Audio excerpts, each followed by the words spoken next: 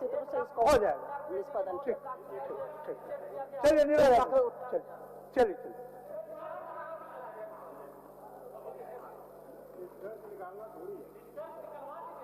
महोदय, हम केशव जलाशय योजना के बारे में प्रश्न रखे थे महोदय। जो 1984 का मामला है महोदय, ये आज का नहीं है, ये बिहार एकीकृत के समय का मामला है महोदय।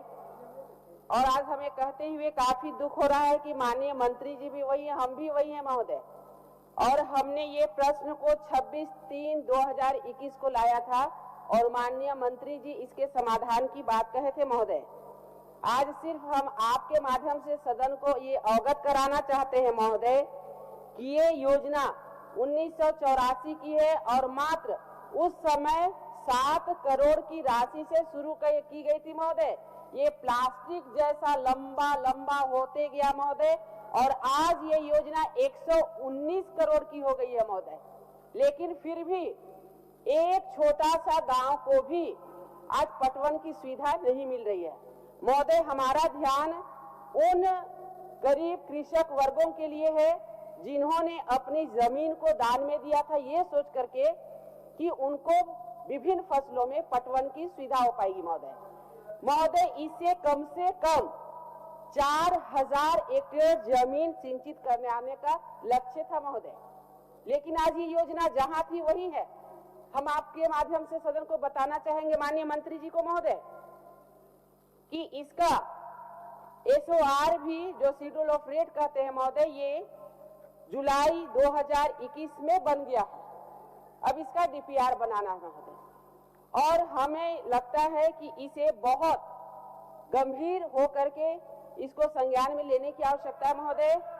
इसे महोदय किसानों को सिंचाई का व्यवस्था कराना है और ये डोमचांच, मरकच्चो, जयनगर के दर्जनों गांव महोदय जिसमें बांसडी, नीमाडी, सोनेडी डब्बा, कैला खंडर, बच्चेडी, मसमोहना, कुंडी धरबार, कटाही, कारी खोखो, भगतियाडी, कंडराडी, नागरितो, टूडमी, ऐसे दर्जनों गांव है महोदय जिनको कृषकों को अन्य फसलों का हर एक फसलों में पटवन का सुविधा मिलेगा।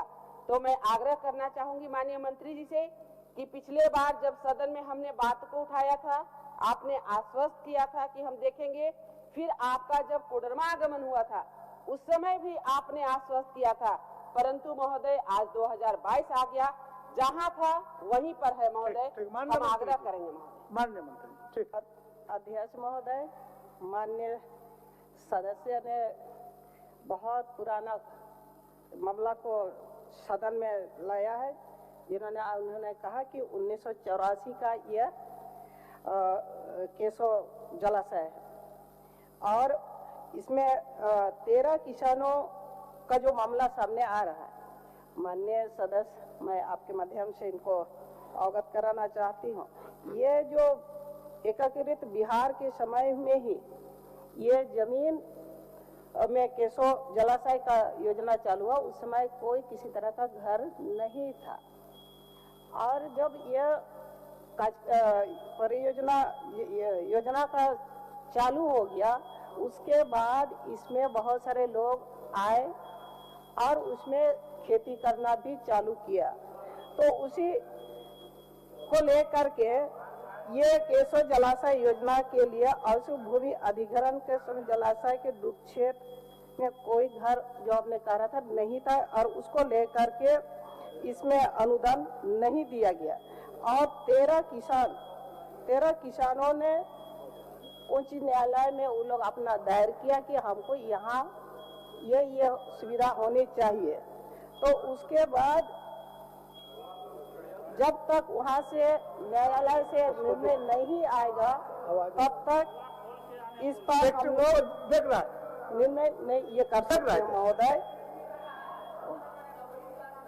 और खंड 3 में इस संबंध में उपायुक्त कोडरमा को जांच हेतु निर्देश दिया गया है। जांच प्रतिवेदन के आधार पर आवश्यक निर्णय लिया जाएगा महोदय। और एक प्रश्न। महोदय हम ये कहना चाह रहे महोदय कि आखिर जब जमीन कृषकों को लिया गया महोदय तो कुछ उद्देश्य से लिया गया होगा महोदय, और ये उद्देश्य है किसानों को, दर्जनों गांवों को सिंचाई के लिए पानी उपलब्ध कराना महोदय। तो आज हम माननीय मंत्री जी से बस यही जानना चाहेंगे महोदय कि कब का योजना है, इसको हम साइड करते हैं, परंतु सिर्फ हमारा एक सवाल है महोदय कि कोडरमा ऐसा जगह है महोदय, ऐसा जिला है जहाँ की रोजी रोजगार का कोई साधन नहीं है महोदय।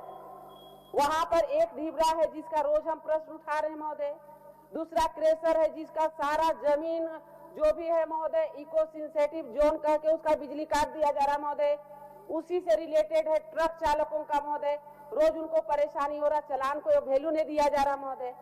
तो ऐसी स्थिति में रोजगार के लिए मात्र जो भी क्षेत्र है महोदय, जो खेती ही हरा किसान है उनके पास जीविकोपार्जन का वही है सुविधा महोदय। तो हम बस इतना छोटा सा आग्रह करना चाहते हैं कि जिस उद्देश्य से जमीन अधिग्रहण किया गया है महोदय, विस्थापितों को हम साइड कर देते हैं, लेकिन जो दर्जनों गांव है महोदय कम से कम उनको पटवन की सुविधा मिलनी जाए। और माननीय मंत्री जी ये आश्वस्त कर दें कि इसे दिखाते हुए, क्योंकि ये महोदय 7 करोड़ की योजना, माननीय सदस्य महोदय 7 करोड़ की योजना 120 करोड़ हो गई महोदय। माननीय सदस्य, आपका प्रश्न ऐसा हो कि आपको कम बोलना पड़े, मंत्री जी को ज्यादा बोलना पड़े, तो प्रश्न ऐसा हो जा रहा है कि आप ज्यादा बोल पा रहे हैं, मंत्री जी शॉर्टकट में जवाब दे देते हैं। चलिए माननीय मंत्री जी।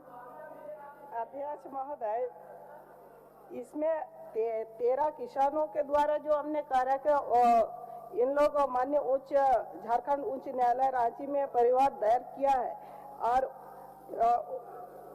माननीय उच्च न्यायालय रांची द्वारा निर्गत आदेश प्राप्त होने के उपरांत विस्थापन लाभ देने संबंधी निर्णय लिया जा सकता है महोदय।